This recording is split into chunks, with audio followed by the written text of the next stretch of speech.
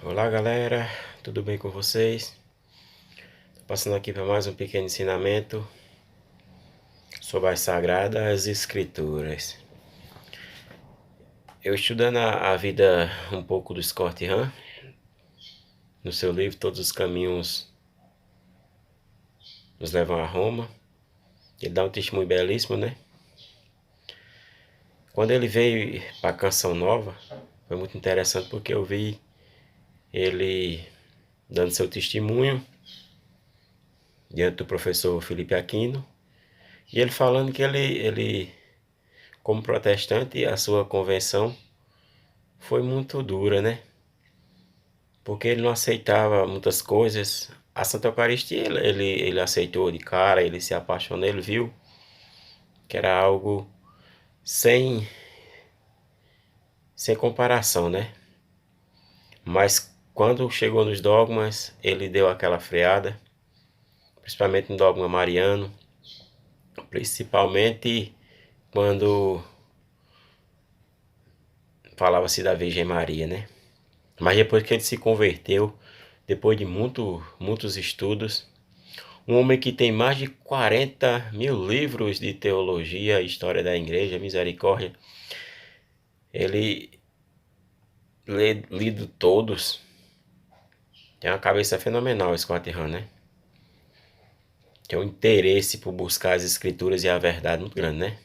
E quando ele descobriu, ele se apaixonou, né?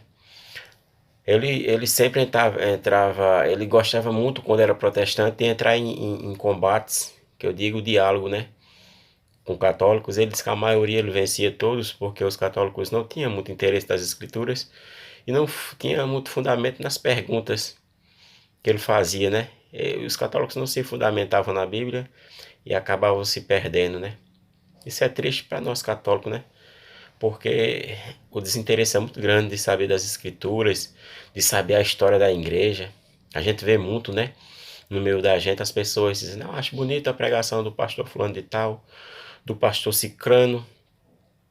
E aquilo ali não vai aos poucos minando a fé católica, minando o que tem dentro de cada um, né? De nós, sobre os dogmas, sobre o respeito da Santa Eucaristia, sobre a Virgem Maria, né?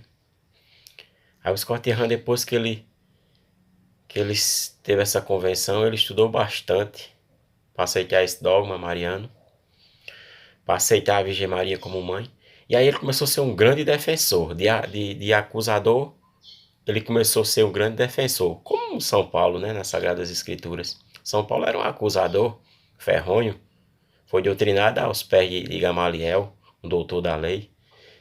E São Paulo, depois da sua convenção, virou um defensor ferrenho, o seu, com palavras, atitudes e até mesmo o seu próprio corpo, para testemunhar a Cristo, né? E o Scott Hahn, depois ele começou a fazer esses combates com os protestantes, principalmente dentro da sua família, né? A família dele é uma família toda estudada. E ele teve um combate, um diálogo que eu falo, de argumentações com um cara da família dele. E o cara falando que Nossa Senhora era uma mulher qualquer e tal. Aí Scott Hahn, como ele entra nas alianças da Sagrada Escritura de uma maneira espetacular, ele passou esse texto para mostrar a importância da Virgem Maria na Nova Aliança. Ele mostrou a importância que tinha a Arca da Aliança no Velho Testamento, para que os irmãos protestantes tivessem respeito por a Virgem Maria, não pronunciasse coisas infundáveis sobre a Virgem Maria, né? O Scott Hahn passou esse texto para o seu cunhado, era um parente dele, que eu não estou mais lembrado agora, que deixou o cara muito balançado. Também, também era estudioso das Sagradas Escrituras. O Scott Hahn passou esse texto de 2 Samuel, capítulo 6, versículo do 1 ao 11. O texto narra assim: Davi reuniu de novo os melhores homens de Israel, cerca de 30.000, junto com seu exército, partiu para Baala de Judá, a fim de transportar a arca de Deus que aí estava, que levava o nome de Javé dos exércitos, assentado sobre os querubins. Carregaram a arca de Deus numa carroça nova para tirá-la da casa de Abinadab, que ficava sobre uma colina. Osa e Aió, filhos de Abinadab, conduziam a carroça nova. Osa caminhava à esquerda da arca de Deus, e Aió ia na frente dela. Davi e toda a casa de Israel, entusiasmados, iam fazendo festa diante de Javé, cantando aos sons de cítaras, harpas, tamborins, pandeiros e marimbas. Quando chegaram à eira de Nacon, como os bois estavam fazendo a arca de Deus tombar, Osa estendeu a mão para segurá-la. Então a ira de Javé se inflamou contra Osa. E Deus o feriu por causa de sua falta. E Osa morreu aí mesmo, junto à arca de Deus. Davi ficou triste porque Javé abrirá uma brecha, atacando Osa. Por isso deram a esse lugar o nome de Brecha de Osa, o nome que se conserva até hoje. Nesse dia, Davi teve medo de Javé e disse: como é que a arca de Javé poderá ser introduzida em minha casa? Então Davi desistiu de transferir a arca de Javé para a cidade de Davi. Por isso a levou para a casa de Obed-Edom, de Gate. A arca de Javé permaneceu 3 meses na casa de Obed-Edom, de Gate. Por isso é que Javé abençoou Obed-Edom e toda a sua família. Olha o ensinamento como foi fenomenal. Olha o que aconteceu com Osa, o filho de Abinadab. Ele tocou na arca de uma maneira que não deveria ter tocado, como era algo sagrado. Só poderia ser tocada pelos sacerdotes, né? E pelos levitas. Eles conduziam essa arca de uma maneira magistral, né? Com 30.000 soldados, os melhores de Israel. Olha a importância dessa arca. Hoje, a nossa arca da nova aliança é a Virgem Maria. Perfeita, de carne e osso, perfeita.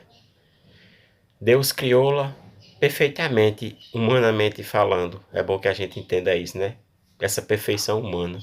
Santo Agostinho fala que Jesus pensou na Virgem Maria muito antes dela existir.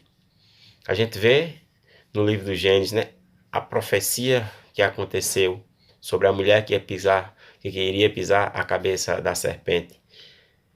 E isso aconteceu com a Virgem Santa, né?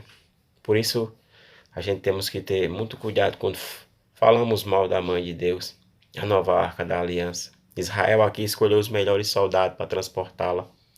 E hoje é blasfemada, né? Criticada. Muitos fazem algazarras das imagens. Mas a gente pede a Deus convenção para esse povo, né? Porque a mão de Deus pode pesar, né? Pode pesar muito forte em cima deles. A gente pede a convenção. A gente não quer que se perca nenhum dos nossos irmãos. A gente reza por eles e respeita a opinião deles, mas não concorda, como fala o Padre Luiz Touro. A gente respeita, mas não concorda, né? Valeu a todos. Que Deus abençoe a todos. Que curtam esse vídeo. Quem gostou, para fortalecer o canal, compartilhe com alguém para aumentar algum inscrito. E a gente vamos devagarzinho assim na Santa Paz de Deus. Valeu, fiquem todos com Deus.